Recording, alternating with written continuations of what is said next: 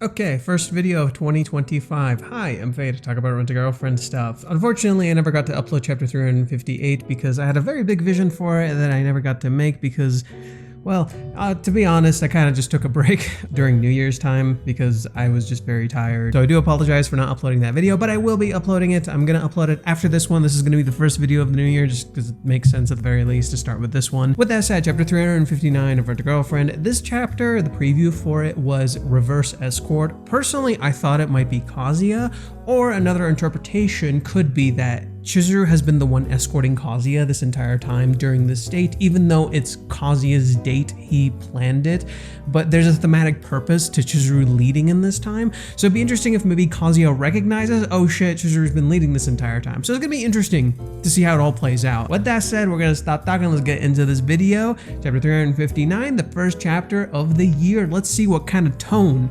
Reiji sets. Let's mosey. Bill's. Oh yeah, there's a restaurant called Bill's. They're going there. Kazuya booked a thing there. Oh my god, there it is again. It's the same thing from last chapter where Kazuya is very confident or focused or something, and then you have Chizuru kind of happy and kind of just enjoying the date in contrast to him. So this is super interesting now because everything up until that point was essentially off the beaten path. It wasn't like something Kazuya had fully planned. So now that we're actually getting into Kazuya's plan, how are things gonna change? How are things gonna play out, right? Thanks for the reservation. I haven't been here in a while. Bill's. It's 11:30 exactly. Have you eaten here before? Once before with friends from work. The one in Futakao. I see. It's lunchtime.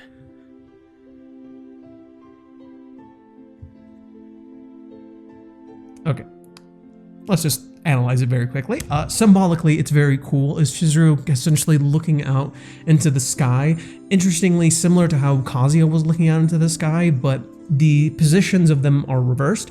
Chizuru has a full open sky while the city is literally behind her. In contrast, with the picture that we saw of Kazuya just before the date starts is Kazuya walking through the city looking up, but he's looking back too. So it's interesting how Kazuya is surrounded by the city, whereas Chizuru is kind of escaping the city here, as essentially seeing the world for what it is outside of that, essentially looking out into the rest of the world. But she, like Kazuya, she's also looking up at the title, My Girlfriend in Love, Part 8, Chapter 359. The symbolism for this is Chizuru's essentially looking out into the sky, seeing the vast world and what she can explore and what she can have, essentially having a bright outlook for her future. So symbolically, this is very fitting for that bright outlook kind of feel that Reiji's trying to go for. This is setting the tone for this year. I put on a pathetic display earlier, but Mizuhara seems to be having a good time. I think the day itself is going pretty well. Reservation for Kinoshita. Kinoshita-sama, right this way. Things have changed on Mizuhara's kindness here and there, but lunchtime is the perfect chance for me to shine as a guide or escort. That's the weird part. It's like I can't tell, is it guide or escort? Because it seems like it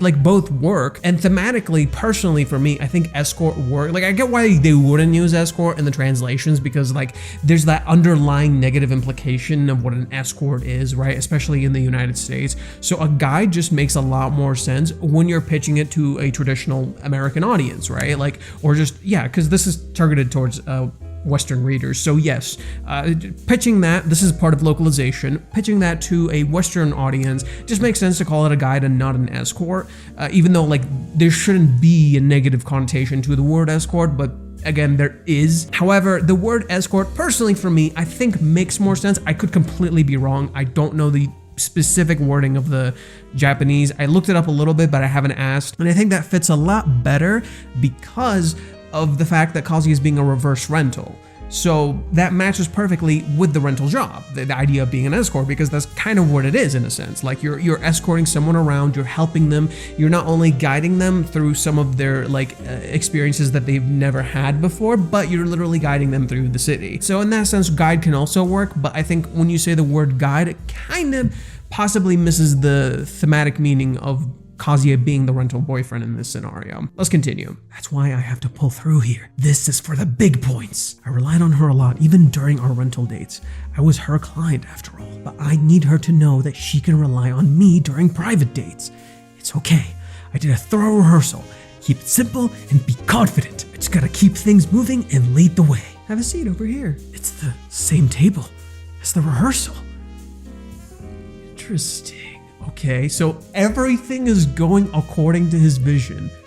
What's gonna go wrong? Luck is on my side. This is the spot for putting my manliness to the test. Please use this chair to lay your things. Thank you.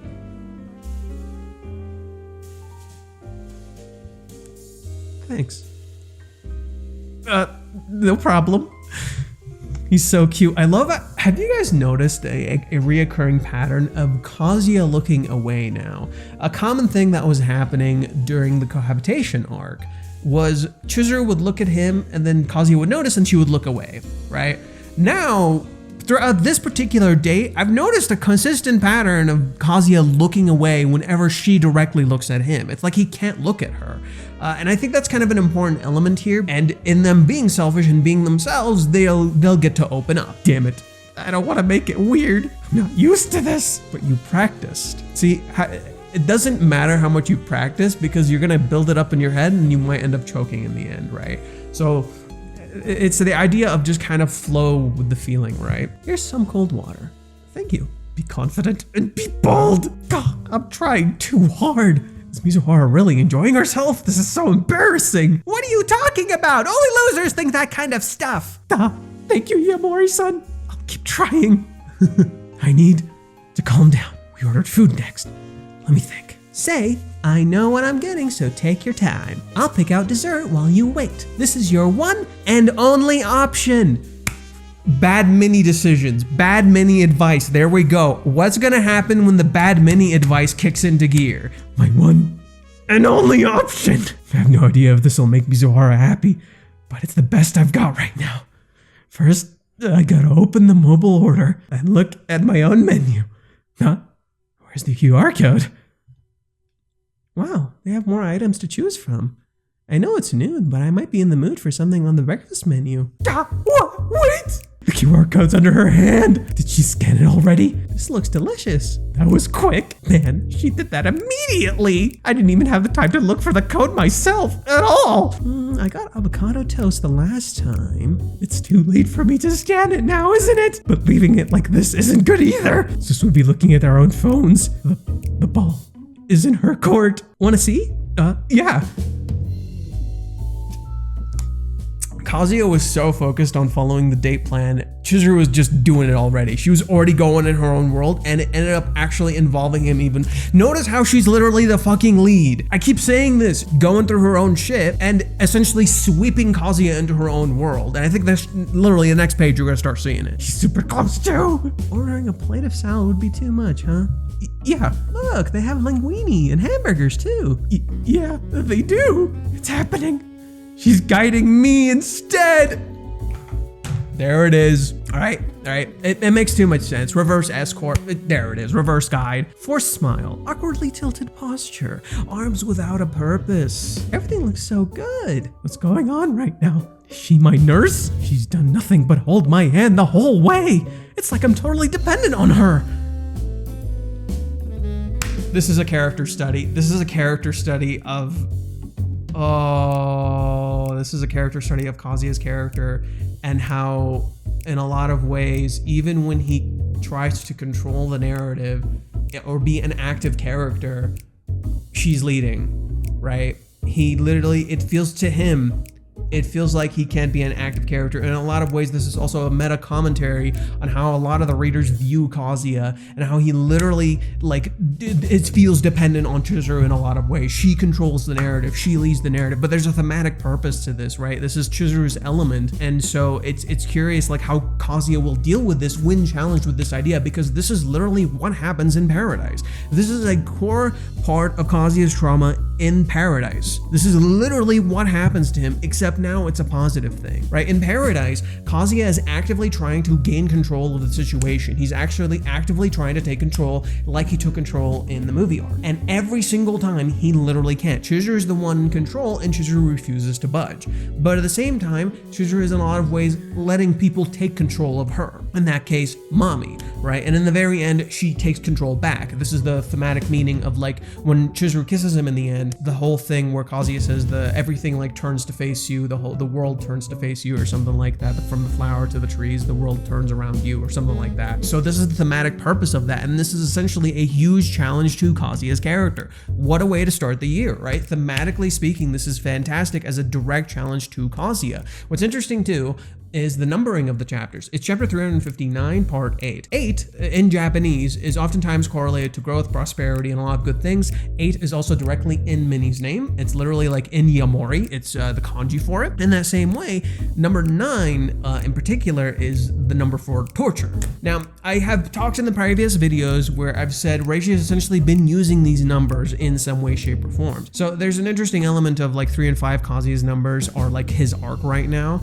In that same way, 9 is like the number for torture. So at the moment, Kazuya is literally going through torture in a sense, but this is the chapter of growth because it's number 8. The numbers are kind of out of sync, yet perfectly aligned with each other. So yeah, that's what I think Reishi's cooking here, and I think it's really, really clever. I think there's a lot more I could probably delve into this. As it stands, I'm just trash who pulled out her chair right away. The full Aussie breakfast. I'll get this one. Kamizora made up her mind before me. How about you? Let me see. I don't know. Not only am I not guiding her, but I'm also being indecisive. This couldn't get any worse. Still, I'm so nervous I don't even feel hungry. It won't taste good no matter what I eat. I'll have the same. It looks good. Huh? Are you sure? Yeah. I had to choose quickly. God, does she think I'm boring now? We'll get 2 of this then. Since we're here, you want to try the pancakes too, right? The portion size is pretty big as it is though. Yeah, okay. Then how about we share a plate? Huh? Oh, you don't want to? No, it's not that. The 2 of us sharing a plate of pancakes. We've done that before on rental dates, but a professional date makes it feel very romantic. Okay, open wide. Yeah, not happening. Tokyo Bay. Oh, is that where Fishkun is? Tokyo Bay. I mean, not that I mind. Sure. High-pitched voice. Okay, we'll do that. And how about you pick something to drink? Here. Sure. I'm touching Mizuhara's phone. Ah, this is such a trip. Dude's fucking high. I know what I'm getting, but can you take your time? I'll pick out dessert. I know what I'm getting too. Coffee. Do you really need dessert? Nope. He tried it, right? He tried one last time. And then again, the final shot of the scene is the pan to the rain before the food inevitably shows up. The rain is the overlooming thing that's just not going away the entire day. It's just gonna be there the entire time, and it's something they have to inevitably overcome. They're shielded from it, but it's still there, right? It's not going away. So good. Enchanted, isn't it? Yeah, it is. Yeah. Now that I think about it, we could have shared our food. What kind of guy orders the same thing on a date? If only I'd order something different. Sometimes a woman likes to switch up the flavor of her food. Oh, I guess Fishkun is eating too. Here are your ricotta pancakes. Wow, it looks delicious. I should split it up. Silverware. She did it before me again. Ooh, it's starting to get to him. I can feel it.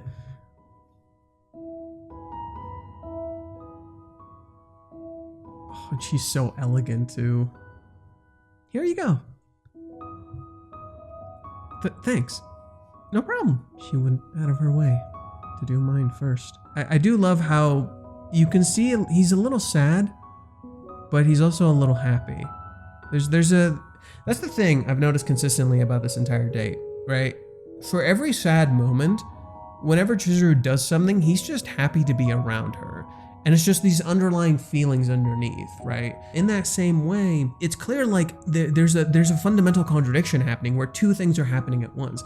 This is why like I've noticed from the beginning, like I pointed out how like there's number 9, the number 8 for this chapter and all that bullshit, right? Well, every single chapter is like that. It's out of sync. There's 2 things happening at once. And it's the same with Kazuya. You can tell he feels she did it before me again. He feels a little sad.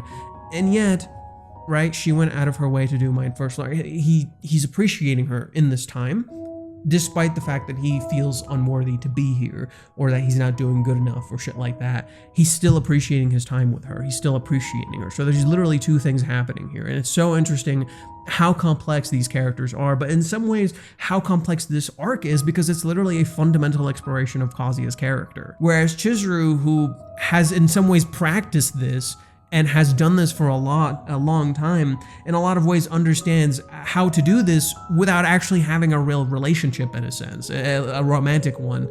And so she's basically channeling both her Mizuhara aspect and her Ichinose aspect. The entire fundamental aspect of the mini date is how fake it is, and every single aspect is exploring Kazuya's character in minute details. And the whole point of Kazuya essentially meeting Mami at the end of that was that Mami is like the final step, the final hurdle, thematically speaking, of that arc, of being challenged of who he is. And Kazuya, despite facing all of that, he says, I still know who I love, I'm confident about that. So the idea was that eventually Kazuya, despite all of that shit that was misleading and confusing, will eventually overcome everything. And literally, Reiji actually foreshadows this before we even get there. I believe it was chapter 325, and because I never upload chapter 326, I vividly remember this. In chapter 325, Kazuya and Minnie go to the hot pot place because Kazuya wanted to practice. And that was the first time he goes to practice, and it was with Minnie. Guess what the place they go to is? Originally, the real one has a panda mascot, right? It's just a panda place. Reiji completely redesigns it. He doesn't just give it like a little name in between or whatever. No. He changes the name to Kitsune Hot Pot. A kitsune is a trickster fox, a fox that creates illusions, a fox that literally misleads you. And throughout the entire thing, Kazuya is having these fantasies, but he's literally getting illusions from Minnie in a lot of ways, right? Minnie's trying to guide him through illusions, but she doesn't really know how to. And in the end of it, she just tells him like it all went okay regardless, right? Like even though she creates an illusion for him, she ultimately helps him out in a lot of ways. But it was foreshadowing for the arc itself, how there's double meaning in the arc where Minnie does help, but Minnie also creates illusions and fantasies and ideas of how you're supposed to do things when that's not really how it's supposed to be. Reiji foreshadowed it as early as chapter 325, literally telling us the first time Kazuya goes with Minnie to practice, he goes to a place of illusions. In a lot of ways, it's super interesting how Kazuya is trying to make her fall in love, and yet Chizuru is seemingly already in love. It's removing the illusion of you think you understand what's happening when in reality you kind of don't. So let's continue. I went on a huge rant. I hope that was interesting for you guys. She went out of her way to do mine first, and look at the way she arranged the food. It's absolutely beautiful. It's a good thing she did it and not me. Mizuhara is so amazing. I can't beat her at anything. Plus, she doesn't seem bothered at all by my indecisiveness. This must be what she's really like. Don't you think maybe that the one you really like is Chizuru Mizuhara? Even in private, she hasn't changed at all. She's stunningly beautiful and quick-witted. This is her natural self. This is so good. She's drawn so differently here. I should just be grateful that I haven't done anything to lose me points. Huh? What? Wait a second. I drank it. I drank Mizuhara's water. Yeah. So my prediction for this chapter was somewhat right. It was about essentially torture and growth. I knew that this chapter would start with a great thing to look forward to the future, to want you to look forward to the future, and yet there is this idea of this underlying negativity, a fundamental challenge to Kazuya's character. So so yeah, there's a lot happening here. This is a big foreshadowing chapter. It literally sets up what's gonna happen, what we're gonna explore in this arc. It really kind of tangles you in. It's not so much, oh, I drank her water, it's the idea behind it, right? And I do think it's kind of interesting, like Kazuya is so lost in this that again, consistently, every time he's lost in the shadows, blinded by her light, that he does something that he didn't recognize was wrong. And this is going to be interesting. How is Chizuru going to handle this next chapter? Maybe that element of kissing will return in some ways. Also, another thing I wanted to point out that it just kind of came to me right now. While Chizuru is looking up, facing the sky, looking to the heavens and what she can reach, literally everything that's up there, and it's a clear sky. It's completely clear sky, and Chizuru is running and literally she's cleared her own sky. Kazuya, in contrast, in this chapter, is one, looking at her, which is nice, but ultimately looking down. And then not looking at her, looking at his mistake. And he keeps bringing up this whole idea of points, losing me points, bringing up points. Essentially, this date is removing the illusion of you have points, you were trying to achieve anything, there was some sort of goal, some sort of thing to achieve. All of that tossed out the fucking window. None of that is a thing, right? It's removing that illusion, but that illusion will be removed through you making mistakes, right? In a lot of ways, Minnie helped Kazuya by literally setting him on the wrong path. Right? So she fucked him over and she helped him. And that's pretty much Minnie in a nutshell. So first, let's go to Reddit and see what the next time is. So far, not following the plan the Kazuya planned seems to have worked out better, as it shows more of Chizuru's real self and having a good time enjoying the date, which is the main point of the date. Not to mention, in my opinion, it seems like Chizuru is the one trying to impress Kazuya than the other way around, with the games and fixing a plate for him for her personal enjoyment. So Kazuya, until this date goes awry, calm the fuck down! Still cheering for you though. The idea isn't for Kazuya to just calm down. Again, this is a fundamental challenge and deconstruction of everything Kazuya is, and Reiji setting the tone by starting this to be the first chapter of the year is fundamental to what he is going to change, right? He's telling us to have a bright outlook, to look to the future, to show us what is going to be fundamentally changing. Now Kazuya has that date with Minnie, that's the first microcosm, the initial illusion, and now Kazuya is getting the other microcosm, being faced with the truths that he cannot overcome or change or do anything about, and simply must accept. And so the idea of this date being the truth essentially is both a good thing and a bad thing, right? It's both a fundamental challenge to Kazuya, yet at the same time you're seeing the characters in their truest environments, especially for Chizuru's character, right? So the point of this date is to essentially show us the truth, but to show both the characters the truth. So in Kazuya seeing the truth of himself, he'll also be able to show Chizuru the truth, and in so doing, Chizuru, being her truest self, can now see the truth, right? There's a lot of layers of truths in contrast to illusions, which was the whole point of that mini date. You are your real self in front of her, and she likes that version of you. You just gotta calm down just a bit. But the illusion of who is your real self is being brought up here. Who is Kazuya's real self? A big thing I always see with people here is that they want movie arc Kazuya to come back. And while that is a part of Kazuya, that's not Kazuya completely, right? Part of Kazuya is the not calming the fuck down version of himself, the panicky, the worry, the version who worries about every little thing that he does for this person. He's overly kind, right? Something she does actually love about him, that Kazuya is so overly sensitive about her and worries constantly about how she feels.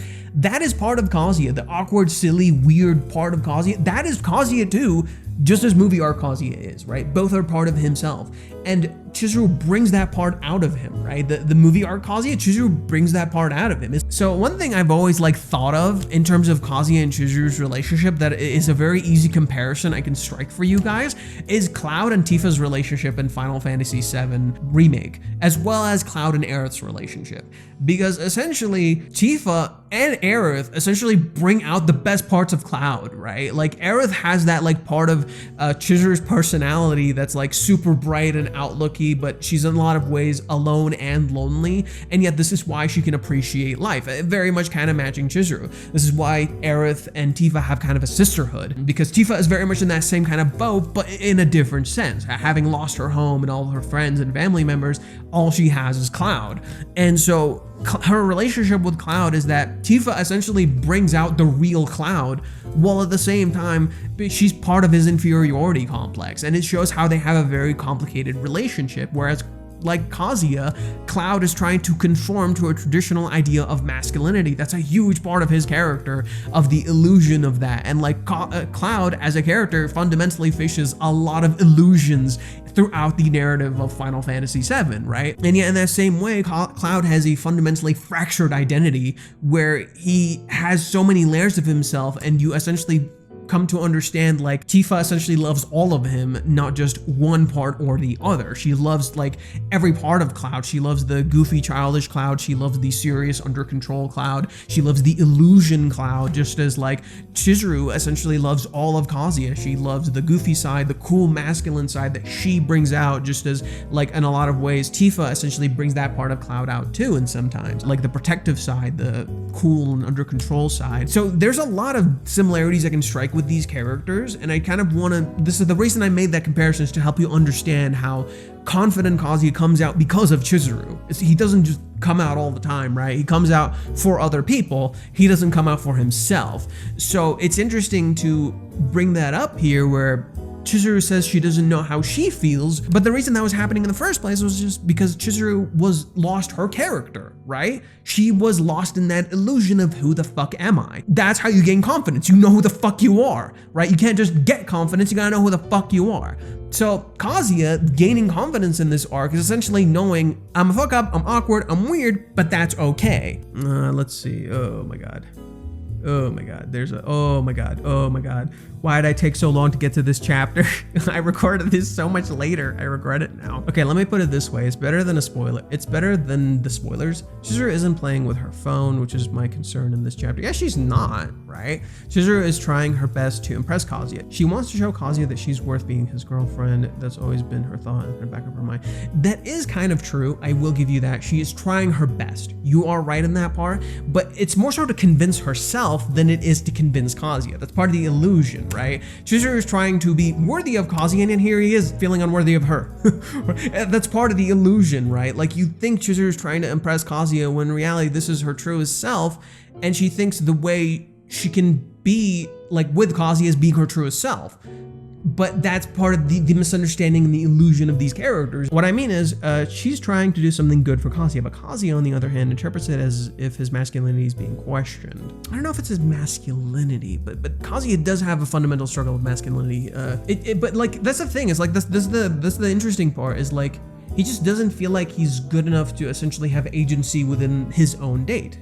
She's the reverse guide, right? He doesn't have agency over his own date. How can he be involved in this relationship at all? So in some ways it is a question of his masculinity, but at the same time it's also not. And I think that's an important part of like addressing men's mental health, because a lot of people love to downplay the fact that men do have mental health struggles, because there are a lot of men who do bad things, and men have a significant amount more privilege than women in certain aspects. Regardless of what country you're from, a lot of men are very, very fucking privileged, dude. So, and like, yeah, I'm gonna piss off the fucking red pill grifters or whatever, but please understand, like, men ultimately do have a lot of privilege, but at the same time, men do have mental health struggles because we are all ultimately human, right? So just because we have more privilege doesn't mean women also don't have privilege, and they also don't have mental health struggles. And I think basically what ultimately ends up happening online is people just pick sides.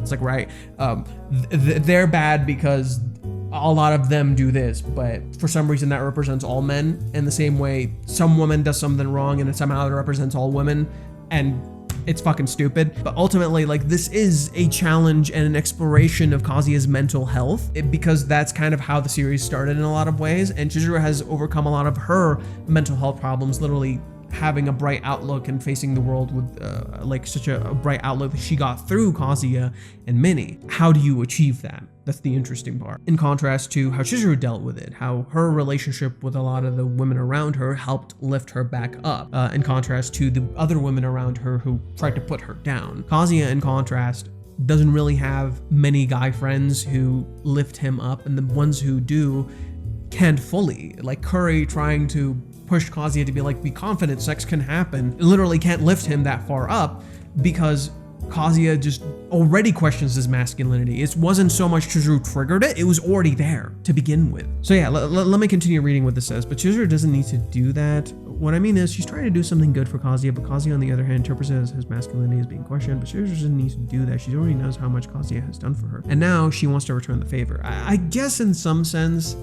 you kind of are right. However, there's a small flaw in this. Kazuya still can't be himself around her. What I'm saying is, they need to have a proper conversation to clear up all the misunderstandings between them. Chizuru wants Kazuya to accept her for who she really is, just like Kazuya wants her to see his true self. That's what that matters. But how can Chizuru see who Kazuya is if Kazuya constantly doubts who that is, isn't confident in his beliefs, constantly puts himself down for feeling desire and all of these things that a lot of men have been conditioned to feel bad for feeling. The big overlooming thing for Kazuya's character that he views as a huge negative aspect of who he is his sexual desires. Fucking hates himself for it. And this is such a common thing for a lot of dudes. They fucking hate themselves for their sexual desires, because there's also a lot of other men who just use and abuse that, right? Like they'll just do awful shit to a lot of people. But in that same way, Kazuya also feels inferior because there are a lot of men who are more attractive, who can just do this.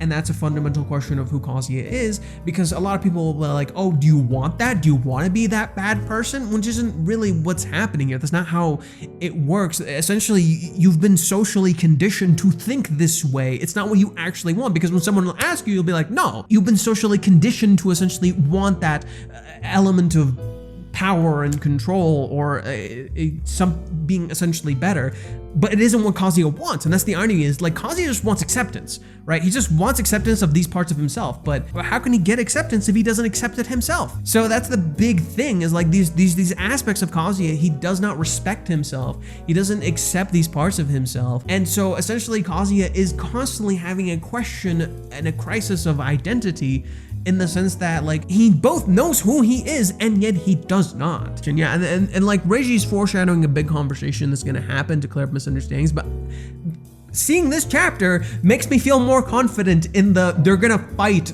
theory I have, that they're gonna have a fight by the end of this in some way, shape, or form. Maybe they won't, maybe they will, but it'd be interesting. I think it'd be interesting if they end up ultimately having a fight, because Reiji has foreshadowed them having some sort of fight at some point, and I'd be curious if it ends up being like Kazuya starting the fight or Chizuru starting the fight, or both. Maybe Chizuru starts the fight. I think it would be interesting if Chizuru starts the fight. I kind of want Chizuru to start the fight and not Kazuya, because it doesn't feel right for Kazuya to start it. I don't think Kazuya will ultimately start this, right? We'll have to see what the trigger is, what brings it up. And at the end, Kazuya took Chizuru's glass without thinking. Maybe what Chizuru truly wants, a calm and composed Kazuya doesn't get nervous over it. That's not what she wants. That's not what she wants. She just wants to see Kazuya truly happy. No, that's not what she wants. That's a fundamental misunderstanding of what Chizuru wants. I think you've completely missed the point with that one. You made some good points, but I completely disagree with that last one. Oh no, that's just thinking about the water. Right? Absolutely. Even if you want any more confident Kazuya, he's still himself after all. Like confident Kazuya is Kazuya being confident in his awkwardness, that he will ultimately be awkward and weird. It's just gonna happen. But being confident in that is like, okay, it happened. Yeah, whatever. That's what it is. As someone who is awkward and weird and shit, like that being confident for me is just embracing the fact that I'm a little fucking awkward and weird and maybe cringe. And that's the thing for Kazuya's character too. Embracing that part of himself, not just being confident and cool and calm. That's not who Kazuya is, right? That's how he looks on the exterior, but that's not who Kazuya is. And maybe, and that's the thing, is like maybe Chizuru views him as calm and under control in this time. Who knows? Chizuru's trying her best to impress Kazuya. I very much agree with this. She always had the feeling that Kazuya took care of her. He rented. I am of the mindset that this is both happening and is not happening, because this entire date is both like an illusion and a truth, and at the same time something is both happening and not happening, just as Kazuya both feels a bit of inferiority seeing how cool Chizuru is, but at the same time he's impressed and feels more in love with her in the same time. So in that same way, I do think, yes, Chizuru is trying to do something for Kazuya. At the same time, she's also being her truest self. So she's not just doing this out of an obligation, right? I think that's the thing I want to clear. It's not an obligation for Chizuru. She actually kind of enjoys this and wants to do this because that's a part of who she is. He rented her just to support her dream, and he told her to herself. It never felt like she did anything special for him. She wants to do better on a private date, and why she's careful to take care of everything, so Kazuya wanted to worry about anything. Maybe Chizuru is kind of doing that, but not completely. I think there's a trick. You might be right. Maybe that's part of the illusion, that maybe Chizuru is kind of, well, okay, I did say like her Mizuhara self is part of her real self, so there's layers. There's something, fortunately, that only makes him worry because he doesn't get to show off. Chizuru wants Kazuya to accept her for who she really is, just like Kazuya wants her to see his true self. Kazuya doesn't, though. He doesn't value himself at all, so he'd rather not show his real self to Chizuru. He wants her to think he's cool. I think there's a truth to that, and a falsity to that again, right? Like, you're right in that Kazuya wants to think Chizuru is cool, but he wants cool to be his real self. It's an identity crisis. He doesn't fully know who his true self is, so he doesn't show his true self, and he needs someone to show him that like his true self is accepted. If you'll notice, Kazuya doesn't really show his true self to many people at all. So essentially the theme and the idea here is Kazuya's agency over the narrative and over himself. Who is he, and how do you get agency over yourself if you don't know or feel confident in your sense of self? Kazuya does to some degree value himself. He's learned to slowly value himself more over this time. So like, for example, chapter 318, a lot of people don't like that chapter. I personally think it's a fantastic fucking chapter and it's perfectly placed. Chapter 318 is the chapter where Kazuya looks for the mole on Chizuru's fucking thigh, right? It's dumb as shit. It is the dumbest shit chapter. But that chapter happens right after Kazuya asks Chizuru out on a date, and he's starting to feel more confident in himself. In so doing, he starts chasing some of his desires, but he ultimately beats himself up for it. The reason the chapter is so important for me personally, even though it's super fucking dumb, is that the chapter is fundamentally about Kazuya essentially wanting to embrace his desires again, wanting his desires back again, right? Like feeling confident in that weird perverted side of himself, and that it is part of you ultimately, and it's okay. But even then, he skirts around the issue. He's weird about it, and he has to be sneaky and stuff because he's not fully confident in that sense of self, but he's slowly regaining it. Essentially, after Kazuya asked Chizuru out, his arc essentially truly started to begin again. And he started essentially wanting these things. You're starting to see what Kazuya wants, his desires, his feelings, the things he wants. And Reishi slowly but surely and effectively lays each individual one out for you, right? So the whole point of all of those chapters that maybe felt like filler or weird or stuff, they were not filler. They were literally microcosms of Kazuya's desires, each chapter fundamentally representing a desire, a feeling, maybe an insecurity, maybe a something Kazuya doesn't feel confident in. Even the Ruka chapters, a lot of the chapters when Kazuya was going through the arc with Minnie, a lot of it explores like Kazuya's character, the good side of him, the awkward side of him, the mistakes, the things he doubts himself for. So much of it is essentially Kazuya regaining a sense of self, and then that date with Minnie creating this illusion that makes him doubt his own character in a lot of ways, because he feels like this person that he's starting to value again, these desires, have to conform to an idea now. And a big thing for this arc is essentially dealing with this idea of social conditioning, social pressure of who you need to be, how you need to act. Why do you think when the date is finally starting, they show Grandma Nagomi telling Kazuya like, oh, you shouldn't trim your brows, those are like signs that you're a Kinoshita. But then the moment she knows he's doing it for Chizuru, she says, okay, then do that. If that's what she wants, then do that. And it's like, so who should Kazuya be when his own family tells him, conform? If this is what your partner wants, conform, bend to them. Shows Kazuya's fundamental struggle that he's trying to find a sense of self. And every time he feels confident in a sense of self, he gets challenged with the idea that he needs to conform, even though his partner's never telling him this, right? But it's part of his struggle as a character, fundamentally speaking. This is everything about the cohabitation saga and everything after has been a giant character study arc of these characters and who they are and what they want and what do they want to do with life, because literally after this is their life, right? Like after they get out of college, where do you go in life? What do you want to do? What does Kazuya want to do in life? Where does he want to go? What does he want to do? Right? Kazuya doesn't know any of this because he's never gotten to explore it. He's always had to conform. He's always had to bend to what other people want. So a big part of this current arc is finding yourself. Who the fuck are you? What do you want to do? Just as Chizuru is having some conflict and confusion of character, we're seeing a lot of that with Kazuya's character. Like this is why I love fucking Kazuya's character. This is why I love Kazuya's character, right? There's so much in there, hidden in there, and you have to pay attention to what is happening. At the end, when Kazuya takes Chizuru's glass, think about it. It doesn't matter if Kazuya is calm and composed or not. What matters is that he enjoys this date. That is what Chizuru wants. That is why she's trying so hard, right? She's trying to see happy Kazuya just like the nursery arc. The nursery arc is so fundamental to this. She's trying to see that Kazuya. She's trying to see him happy like that. She's trying to achieve that goal. This is why she focuses so much on the kids stuff. It's both for her and for him, and it's fundamentally fundamentally a selfish date for Chizuru and for Kazuya. The idea of the cheer up date is essentially to challenge Chizuru's selflessness, right? Break that shit, bro. Stop being selfless, right? So it's a selfless date fundamentally, the cheer up date.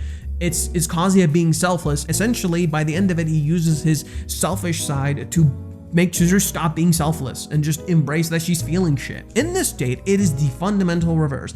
It is a selfish date by design. It is Chizuru and Kazuya trying to be selfish, and every time Kazuya's selfishness gets challenged in some way, he doesn't know how to do it anymore. The big thing about being a human being is that we are both selfless and selfish, and you have to find a balance between the two. You can't have one or the other. That's why you have the whole yin-yang theme that Reishi's going for. Like, come on, the last thing they fucking do, the last place they eat at is a Chinese hot pot place with a fucking yin-yang sign. But right now, nothing she does seems to work. Kazuya is only getting more nervous. I'll put it this way. Think back the scene where Kibei spoke to Chizuru about Kazuya. Who is Kazuya? Do you remember what Kibei said to Chizuru about who Kazuya is and how Chizuru starts to realize this slowly but surely? I believe this is the way it was. And even though there are negative aspects and insecurity, Kazuya makes her happy despite everything. Kazuya will only end up reaching the breaking point and attempting to do something really reckless or socially cancellation inducing to save face. No. I don't think so. No. Or probably will decide to end up cutting contact with Chizuru and attempt to improve himself, causing a reversal of the ghosting. Oh shit. I really don't want that to happen. I don't want that to happen. Right? Like, I can understand why you feel that. I think that would be such a bad direction writing wise. I think the idea of this date and the length of it and what Reiji wants to do is essentially to challenge Kazuya's character and to drag him out of it, right? This is the day that will drag him out of the darkness that he is in. So a big thing right now for the characters isn't that like, oh no, we're gonna go back to the 3-month time skip. No, that doesn't make sense. Thematically speaking, it doesn't. Pray to God we're not going through the ghost phase again. Yeah, that'd be kind of dumb. Reverse ghosting would be all come by Chizuru haters, and those will still be angry with those chapters. Whatever. Narratively speaking, it would be a suck dick because cheap and just misery porn for the sake of, oh my god. Low-key, I would want it though, just for the sake of what will happen next. Sensation. I hate the idea that this series delves in misery porn or it's just for the sake of drama. That's such a popular belief around this story, and I fucking hate it. It's so dumb. I'm gonna be real, y'all read too much NTR. Y'all read too much fucking porn. When this story, fundamentally speaking, is literally about the characters being essentially forced into these roles by society and culture, and then still choosing to maintain their innocence and who they are, still choosing to maintain the child underneath, the sense of self that they refuse to give up. That's kind of the theme of Rent a Girlfriend as a whole, right? Like, you get presented with this awful fucking reality and still choose to dream and believe in a better one and fight for a better one, not just sit there and dream and believe in one, right? But also, like, not give up your sense of self for it, right? I think too many people have just given in to the negativity. They don't really hope anymore, and they forget that, like, hope is a fight too. And I think too many people have, right? Like, this nihilism, this idea of like everything has to suck, so yeah, so it has to be just misery porn or drama or bad writing, or I don't know. Sorry, I'm just gonna move on from this. I'm disappointed in this chapter. The way Reishi's writing Kazuya is not defendable anymore. I mean, at what point Kazuya is going to behave like a grown... Oh, for fuck's sake. What is a grown adult to you? What is a grown adult to you? Because to me, what I'm reading is that you want Kazuya to conform to what you believe an adult is. Which is just, you can't act goofy, silly, stupid. You can't have worries. You can't have all these things. You gotta be cool, under control, confident. That's, to me, that's not what an adult is, right? Like, I think people don't know what the fuck an adult is. You don't know what maturity is. You just think you do. You've been conditioned to believe what maturity is. But at the same time, when you constantly want people to bend to that idea, when maybe they have something going on with them, they're struggling with something, I think that's really fucking stupid, right? Because you're invalidating their struggle, right? People will not open up to you when you treat them like this, right? Nobody has pointed out that Kazuya has not really overcome any of his fucking trauma in this arc. It's all there. There's a reason the rain is there. The rain symbolically is there for the trauma, the generational trauma, the suffering, the despair, all the bad shit. That's what the rain represents. Really disagree with this idea that like Kazuya needs to become a grown adult. Fuck that. No, fuck that, dude. He is in his 20s. He gets to fuck up and be stupid. You're not a grown adult in your 20s. Don't let anybody fucking tell you that. That's fucking stupid. You're not a grown adult in your 20s. You are not. You are still young and stupid. You have a lot to learn, dude. Like, maybe when you get into your 30s, then you're kind of an adult. Maybe then you kind of understand yourself. But there's people who get into their 40s and they never overcome any of their problems. They're still children in the end of the line. And so it's important for the 20s, in your 20s, to overcome and understand yourself and to understand what adulthood is, because being an adult is being a kid. That's ultimately it. Yin yang, motherfuckers. He has done some cool things, and I just want Kazi to be able to properly express the way he is clueless, clumsy, thoughtful, and genuine person. And I think the problem here is that your desires for what you want Kazuya to be is overshadowing what is actually being shown to you, that Reiji is getting to that point. But you're just too fixated on what you want to see what you're being given. I mean, Reiji has to do something to break him out of this idiot shell. He's not. When you call him an idiot, you invalidate what he's struggling through, or it will be too late. I think if you behave a whole date like this and Chizuru enjoying it, I don't know how he can even call this a date, and it's on one of the most important moments for the manga. But this happening on the most important moments of the manga is so thematically fitting, because this manga has always been messy. It has always been about the messiness of the human character. Why would the date be perfect? You're both getting perfect moments and you're getting messy moments like this, right? These messy moments do not invalidate the fun experiences they had prior to this. You're experiencing both things. Yin and fucking yang, dude. You are experiencing the shitty aspects of the day, but also the good ones. You saw confident Kazuya 2 chapters ago, right? You saw Kazuya being cool and having fun and just enjoying his time with Chizuru. He's imagining her as a kid eating fucking candy. He's just enjoying his time with her. He gets to tell her she's cute even though she's guiding him through it. The idea is that Chizuru is essentially slowly helping him. That's the idea of last chapter. The very last panel of last chapter is Chizuru essentially guiding Kazuya, telling him, come on, follow me, you can do this, right? But at the same time, you can totally understand why that would make Kazuya feel like he's not good enough, right? So I don't think it's right to call him an idiot for feeling this. Yeah, Kazuya is a dumb fuck. Don't get me wrong. Kazuya is a goofy idiot. That's a part of his character. But I think when you constantly fixate on these elements of him, you kind of miss what's going on. And that reminds me, did you notice how there's this thing like kind of almost splitting the screen, kind of taking over the screen? The screams of Kazuya are literally taking over the screen. These screams are taking over the panel. And heck, like this is what I mean. When you see Chizuru's eyes closed here, she's having fun, she's enjoying herself, and Kazuya sees her, but is Chizuru seeing him in this moment? And there's that constant divide. And it's not completely up to Chizuru, do understand. There is like an element of responsibility to Kazuya's character, but at the same time, like we all have a responsibility to each other. I'm reading the manga after anime air, and this is the first time it's testing my patience. Ooh, you're new to this. You didn't go through the Paradise arc and like experience it weekly like most people here. Oh no. Okay, I'm gonna warn you right now. Reading the manga weekly is a completely different experience from reading it like as a binge, because when you read it as a binge, you don't have to experience the wait time. Therefore, your expectations, your wants, your desires are constantly being handed to you. You're essentially getting instant gratification constantly.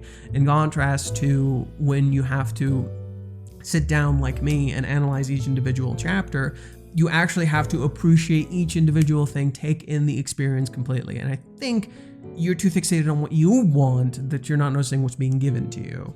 Like I said earlier, I guess. Speaking of the hot truth, a particular chapter highlights how often I feel like we run in circles with these characters. We realized that 50 chapters ago we were probably discussing it feels like purgatory sometimes, where I'm just redoing this. How can I talk this much about a story, but I'm somehow rehashing everything I said? I forgot Kazuya has grown. Kazuya has grown, but this is the big challenge to have true growth, right?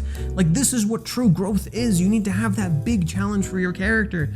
We don't need reworded realizations. We just need steady progression. You don't understand what progression is. You don't understand what fucking progression is. You have been socially conditioned on what fucking progression is in a storytelling because all you fucking read is shonen. God damn.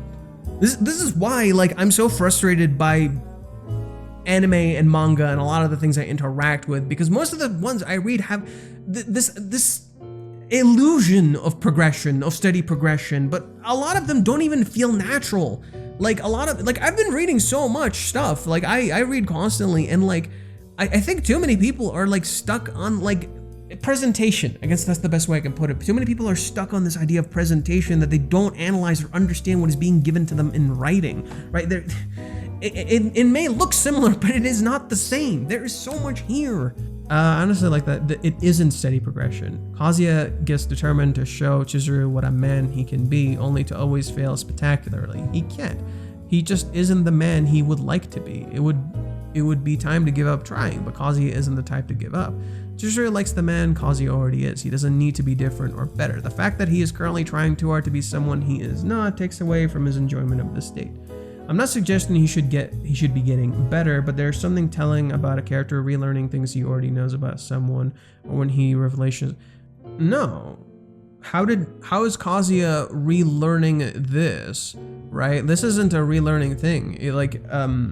This is essentially this is actually like more of a character dissection than anything. This isn't Kazuya relearning something in this scene. He says, like, she's amazing. Mizuhara is amazing. I can't beat her at anything. Plus, she doesn't seem bothered at all. This must be what she's really like.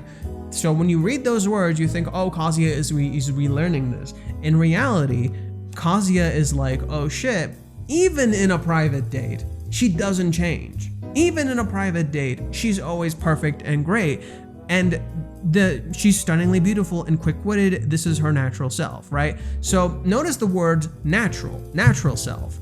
Kazuya doesn't usually say natural self. He says in earlier parts, this is who she's always been, this is how she acts. Kazuya came to those understandings. But now you're seeing true natural Chizuru. This Chizuru is not the same as any past interaction. This is natural, true Chizuru, right? This is the truest Chizuru has ever been. But then he realizes that never changed. That never inherently changed. And yes, he learned this in some different aspects, but it's not the same. This isn't about Kazuya learning something new. There's a reason he's consistently being shown in shadows here, right? Like it or not, it's still a story, and a story should always be making its way to a destination in some way, and there isn't gain by rehashing the same conclusion. I think this is too binary of an idea, that there's a beginning and an end, and it's like, but there's also a rebirth and a new beginning, and there's constant change and evolution, and yes, there is a beginning and an end to everything, but there's also, like, the cycle continues. This comes from a place of poor storytelling or lazy writing. I don't agree. How many times have we heard the same material appeared from Kazuya? It's okay for Kazuya to stay the way he is and showcasing that, but shouldn't he hear him come to the same realization over and over again with change? But he didn't. I feel like I'm talking to a brick wall, and it's like, I don't know. How do you talk to this, right? Like, I hear this complaint so often with the story, and I don't know how to talk to it. I don't know how to respond to this. Other than that, I would need to sit with this for, like, I don't know, a couple minutes and, like, analyze each individual word and challenge it in each individual. Because, like, we're at 359 chapters. What do you want me to do to highlight to you that there isn't repetition when there will be things that sound similar or are presented to you in similar ways to explore a specific character theme or idea? So just because it's similar, it doesn't mean it's the same thing. So I don't know, how do you, when you have so much material to deal with, how do you like tell someone that they're wrong and they don't know what the fuck they're talking about when they can literally just pick something out of what you're saying and tell you you're wrong, and immediately just somehow magically invalidates what you're saying, and they'll never fucking listen to you? What do you do in these kinds of scenarios? This is one of the reasons I struggle so much to write the hate video thing, because I don't know how to cover these bases, right? How do you communicate to people like this and make them understand, like, okay, but in a lot of ways, like, I think you're kind of really looking at the story in a very linear way, and you're not seeing the narrative as a whole. You're only looking at the things you think you're seeing, and maybe there is some truth to that, but understand there's a lot of layers to this. For instance, you're reading this in English. You're not reading it in the base language. You don't know if everything is the same. Yes, there are Japanese fans who say similar things, but then you wonder to yourself, wait, is that repetition happening intentionally? Is he doing this to further some sort of fucking plot? Not to relearn something, rather to bring something back and make you think about it for a second. Why is this being shown to me? I feel like people never question that. They immediately jump to the conclusion of, oh, repeating, lazy writing, no progression, poor storytelling. When in reality, maybe there's a reason you're being shown this, because there's a lot of stories I read where repetition does happen. I wonder to myself, is there a reason I'm being shown this? I research it, and then I realize to myself, no, this is just bad fucking writing. And I see that so often, and yet, those things will be praised to high heaven. And I'll be like, what the fuck? Otherwise, a meaningless civilization should be there in the first place. There's a story and everything in the story should have purpose. So you're operating with the Chekhov's gun mentality where every single thing needs to serve some sort of purpose. And yet, ironically, it does. I explain how each individual thing, like, I would gladly get into every detail of everything and explain why each individual thing serves a purpose. Like, I explained the purpose of this scene and why it's a character exploration for Kazuya, and I immediately understood that before we even got to this fucking scene. I'll keep going with that at another time. I can read these at another time, but right now I'm gonna stop. The video is already 1 hour and 24 minutes. The recording is how long it is. So I'm gonna get really fucking annoyed if I keep reading it right now. This isn't the video for that. But I do think, I will say, I do think it is kind of important to have that discussion here. This isn't me saying I don't like this discussion. This is me saying I don't want to keep fixating on this discussion when I pretty much already highlighted my points and why I disagree with it.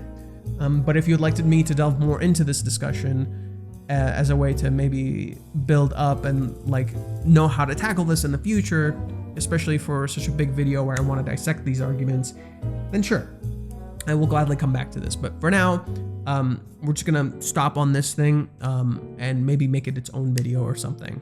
First impression, yes, this was exactly what I thought. Chizuru knows the place much better than Kazuya does and has no problem with the English menu. Kazuya was supposed to be the guide here, but Chizuru decided quickly and Kazuya can't keep up with her. What did I say? Minnie's advice was terrible. It fell apart the moment Chizuru decided before him. He still tried to rehearse lines, and it was weird, and it was weird as heck. Yeah, it just didn't work. Chizuru also wondered if he really wants dessert, which he doesn't, of course. And yes, he could have taken something different, and they could have shared that as well. The plan went downhill fast. I love it. Kazuya wouldn't shine as a guide, and now he even drank from the wrong glass. The problem won't bother Chizuru much, but Kazuya might try to hide the fact that he made a mistake and make a fool of himself in the process instead of just admitting it. The teaser for next time is the one and only option. Another one of Minnie's bullshit ideas. How fitting we come back to this, right?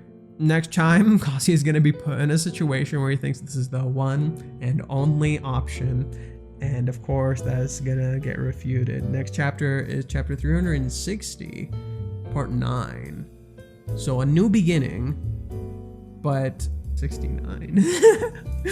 But it's a negative, but 9 means torture. So the theme of the chapter will be the struggle of the Kazuya. And then it'll also lead to some sort of a new beginning. And that's the thing, like another thing I don't like that this person was pointing out earlier, it just came back to me. I'm not gonna fully rehash the whole thing, but a big theme with this story is essentially the characters constantly struggling and relearning and improving, because that's literally kind of how life is. You're gonna make the same fucking mistakes. You're gonna like mess up and relearn things and understand them better the more you relearn them, because that's literally kind of how life goes. Like, that's what I think in a lot of ways, that's what offers this story such authenticity to the human character, because it's that messy and it requires that much relearning. You're gonna relearn that much shit constantly, and when you relearn it, you gain a new perspective, especially when you get older. Like the series is in canon is 3 years now, and like the characters have learned a lot, have changed perspectives a lot, have improved their mentality a lot. Like, I just don't agree with the idea that like things are just being rehashed for the sake of rehashing. There's no meaning or purpose to it, because I constantly find meaning and purpose in what I am reading. So I'm not gonna read all this. I'm gonna check Twitter really fast for Japanese fans, because they always have some interesting stuff to say. Oh yeah, clean cover, let's go. Okay, Kazuya should be proud of one thing, that he is giving Chizuru the best date of her life. And you can tell she's enjoying it a lot. But until he is no longer nervous, he can't move forward. It's just the beginning of the development, and more importantly, the closure is missing. Damn, he put pretty well there. Respect.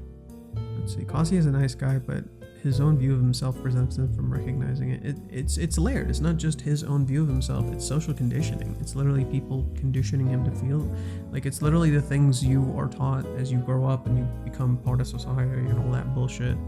And I think the big challenge right now narratively is, how is that illusion going to be removed? How are we going to change things?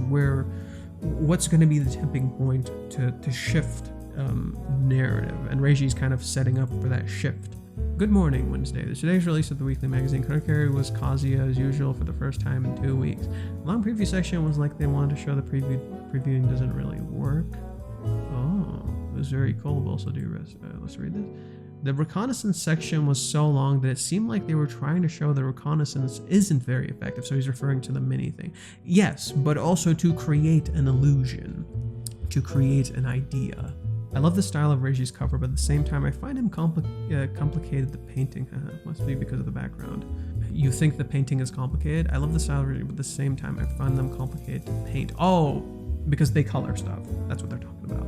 Yeah, part of it is the background. Yeah, it's the composition. It's by nature meant to be kind of complicated. And so ends chapter 3 and 59 for Kanokari. The truth is that is a good chapter to start the year. Let's see in the next chapter, the next one. I don't think Chizuru will lose control in the face of the situation. She will certainly say that there's no problem, but in her mind and when she is alone for a moment, her reaction will be seen. Yeah, that's kind of what I was expecting too. Like maybe the idea of like, oh whoops, like what if I drank from this? The idea of kissing, right? That's the whole idea of like it's an indirect kiss. The idea of kissing is definitely going to come back here, and maybe Kazuya is gonna try to hide it or something. We'll have to see what Kazuya does and how he tries to react, and how in turn that will lead to Chizuru reacting, right? Fucking Mini, dude. Just like this because I love the mini face. She is Chizuru Ishinose, a young woman who's faced many challenges in her life. Despite the difficulties, her determination has guided her forward. Today she reveals her true essence, showing a part of herself that she has hidden and that deserves to be appreciated. Kazuya has spent more time moping than enjoying the day, and such a perceptive person is sure to notice. But he's not enjoying the day. I think that's wrong. He is enjoying the day. It's just there's times where like the negativity really kicks in, and Chizuru notices that and then pretty much pulls him out of it. Oh my god. So yeah, no, he is enjoying the day. It's just you're seeing a lot of the negativity too. Support this user. I like what they post. They usually make like a weekly thing. Let's go read it. Arrival of Bills. You've been in this restaurant before, haven't you? I like your I like Kazuya's reaction. I like the reaction. It's not like Chizuru in a good way, and I can tell you're very excited. So you're sitting at the same table, a place to test your masculinity. Oh, he escorted her right away. How cute. But I can't decide what to do with that look on his face. Well, Kazuya is trying to do his best with such a face, but Chizuru is probably watching him closely, and he doesn't seem to care about that now. Yomori in my brain. Chizuru, you're early. Well, I'm sure you know how to do it since you've been to another store. Kazuya is so unexpected that he's in a panic from start to finish. Surprisingly big pancakes, huh? Well, if you decided to go together, I'll have to operate Chizuru's phone, won't I? It's too much of a stretch to say that in that situation, it's too much of a mystery. That's why you don't want to dessert. Chizuru is so cute eating like it's delicious. Basically, Chizuru seems to like eating. Yeah, she does. Sharing indeed. Chizuru is quickly sharing the food. Kazuya mentioned it a little bit, but it's not surprising that Chizuru does this kind of thing when he's with Rental. But it seems like it's an ingrained part of him, and she doesn't even in this private life like this. Yeah, so like, remember when they went out shopping, and then Minnie, Kazuya, and Chizuru went to eat, and Chizuru offers him the thing, right? So Chizuru there kind of had like a Mizuhara feel, but she was her Ichinose self, but Minnie was there, right? So now it's a little different because it's just Kazuya and Chizuru. There's no Minnie, And it's like, even in that time, she will do that. Now, you would think to yourself, well, you would think to yourself, Chizuru Mizuhara and Chizuru Ichinose and all that would be different, but that's the idea of like the perfection of Chizuru. Essentially, what's supposed to represent is the perfection of Chizuru, that she is perfect in Kazuya's eyes, and that she will do this anyways naturally, right? And it's not so much a relearning thing, but rather a bringing back the idea to further delve into it. And so it's reversing the meaning. It's not that she does it because it's her job or that she does it subconsciously, but rather she does it as a matter of course. It's just natural, her natural state. That's why she doesn't seem to care about what she does and doesn't seem to be aware that she is escorting someone. Even if it's not limited to serving, she does it both with rental, at first the izakaya, and other times at Kazuya's parents' house. And she does it naturally rather than consciously. So I think it's part of her skill. I wonder if rental gave her the opportunity to acquire these skills. Because of that, I'm beginning to think that escorting Chizuru is quite a difficult task because you have to make the first move. I didn't expect that. It's not that it doesn't happen from time to time, but the coughing arrangement next to each other backfired. What are you going to do? Title for the preview, this one and only choice. I wonder which one. It seems that Chizuru is still unaware of it. Though if she is aware of it, there's nothing to do about it. So is it safe to just switch it? But if I do that, Chizuru might notice, so there's any way to go without noticing. Lunchtime has arrived. I've tried to escort her, but Chizuru was always ahead of me, right? So it's like you can't escort someone who's a pro at escorting. That's pretty much the chapter. As I was thinking back on what I said to her while being shown the difference between those who do it with determination, those who do it naturally, an incident occurred, right? Those who do it with determination and those who do it naturally. I wonder how he will answer this difficult question from the first day of the new year. One thing I didn't comment on, I think, was the idea of Kazuya operating Chizuru's phone and Chizuru just kind of letting him. Not only does it play into that theme of trust, but at the same time, like, I love how it feels so unnatural, but ultimately it just kind of happens, almost like Kazuya is forced to in some ways, right? So it's literally like the idea of natural versus the unnatural. Kazuya is literally the unnatural, very awkward and weird, versus Chizuru who's being natural and her true self. And it's almost like bringing back the original dynamic, but now it's the real thing and it's actually fucking with them even more because it's the original dynamic, literally bringing back the original thing and then just twisting it and like flipping it in your head. So the idea of Kazuya operating her phone as if he needs to, and it's supposed to be like maybe this special moment they get to share, but then it just so happens naturally. And so on one hand, oh, it's happening naturally. On the other, the way it's happening for Kazuya feels unnatural. And so there's two meanings coexisting. Chizuru treats it like it's a natural thing, but to Kazuya, it's not natural. It's different. It's weird. I find it quite funny that Kazuya and Yamori's whole plan went wrong. It was obvious that it was going to happen. These plans are very generic, and Chizuru is anything but that. This in turn makes possibilities of what can happen unpredictable. True. Kazuya is too gentlemanly with Chizuru and always does his best to make her comfortable. Right? That's one of the best traits of Kazuya. Even when he's weird and uncomfortable, he still does his best. So, video is like dummy fucking thick and long at this point, so we're gonna just stop here. This is a perfect image to stop here, right? Just a perfect representation of what they're going through, how they're evolving, and where to go. So yeah, I love this chapter. I think it's a great way to start the year, thematically, character exploration, what Reishi sets up, how cute it is, where they're going with it. I'm looking forward to it. I hope you guys enjoyed this video. If you did, please subscribe, like button, hit the bell icon, keep up with the uploads. Happy 2025, everybody. Looking forward to what we can do this year, and what we'll celebrate, and what we will get with these chapters. With that said, I've been Fate. I hope you guys enjoyed this video, and remember, let's mosey.